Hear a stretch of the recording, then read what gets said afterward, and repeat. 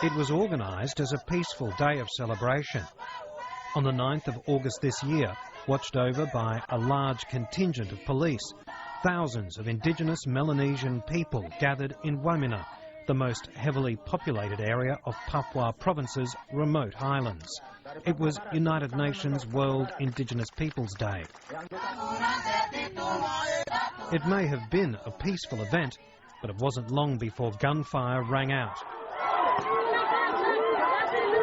According to witnesses, police fired above the heads of the crowd. A photographer captured this image.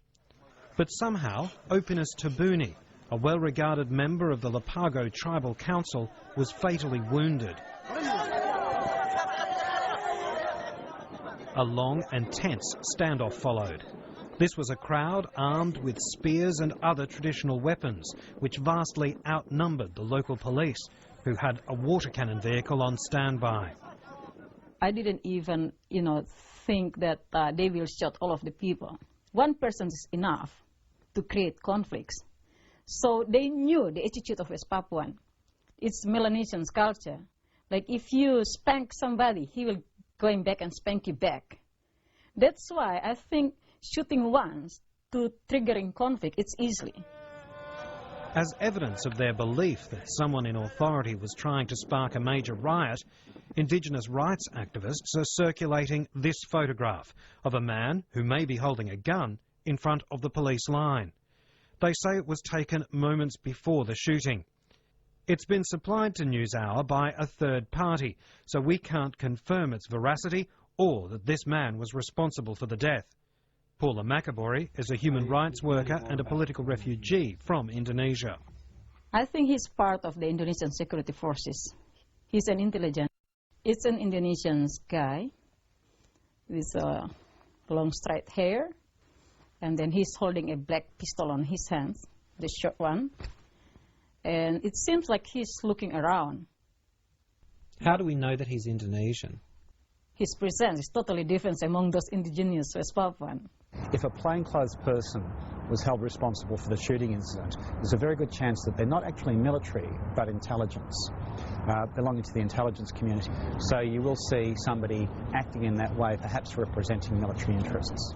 Dr. Damien Kingsbury is an acknowledged expert on the politics of ethnicity in Indonesia. Well, really, the Indonesian military, the TNI, has enormous investments in West Papua. And I don't mean investments in terms of investments in property, but investments in the sense that they get a lot of money out of the place through illegal logging, illegal mining, through rent-seeking, through extortion, and a range of offline activities. And they're very reluctant to allow people who have independence in mind to get a foothold in the province. The spokesman for the Indonesian embassy in Canberra, Dino Kusnadi, says the rally was being held without a legal permit and that a high-level investigation is being conducted into the shooting. The Indonesian government deeply regrets the violence that occurred during that public rally. We are very much aware of that incident. It's been considered both by the provincial government and also by the central government as high importance. We're very open to any claims that can give light on these investigations. I mean, if these claims can be substantiated and then can be passed on to the police by these people, I mean, they've already questioned 46 people. If they want to add to these claims into a more official reports to the police, we welcome that. The shooting only happened after some of those present decided to raise a banned Morning Star flag, seen here on the left of the screen. Some people take opportunity at the time to raise the Indonesian flag, the West Papuan Morning Star flag, and the United Nations flags, including one white flag which is with the words SOS, so Save Our Souls. But they knew that the Indonesian government wouldn't like them to raise the Morning Star flag, didn't they? Yeah, that's why I say that. They took this opportunity. The issue about the flag-raising ceremonies is they're hugely symbolic events. On one hand, they are seen to be a symbol of the aspirations of the West Papuan people for essentially for freedom. On the other hand, they're seen as a symbol of separation, of dissent, of rebellion, and indeed of independence. Raising the Morning Star is against the law in Indonesia. that it is not considered as a cultural symbol, but it is considered even by these people as a sign of separatism. In this case, that is against the law in Indonesia. If someone did try to stir up a bloodbath that day, they failed. After the killing, successive speakers called for calm. We would like to solve this problem peacefully, this speaker says. It's a failure that we haven't been able to achieve it, so we have to be patient. We should have no confrontation here, this one says, no conflict. We need to solve this peacefully and through a proper procedure.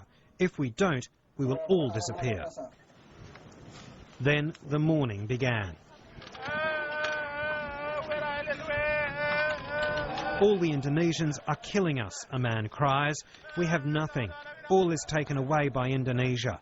We want help from the outside to help us.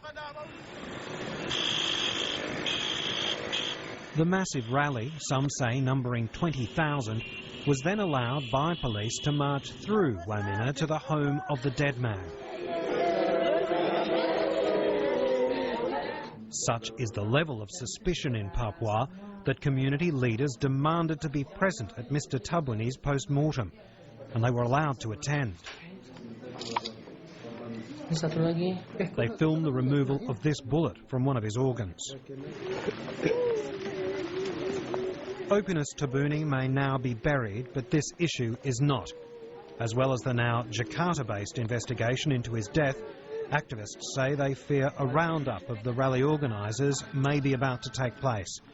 Nobody has yet been arrested for the raising of the flag, and that's very unusual in the Papua and Maluku provinces. So this case is like police are not put their attentions on the people's soul, on the one who got shot. They're not putting their attentions when people die. They're putting on their attention on just a simple flags being raised. So it's not human.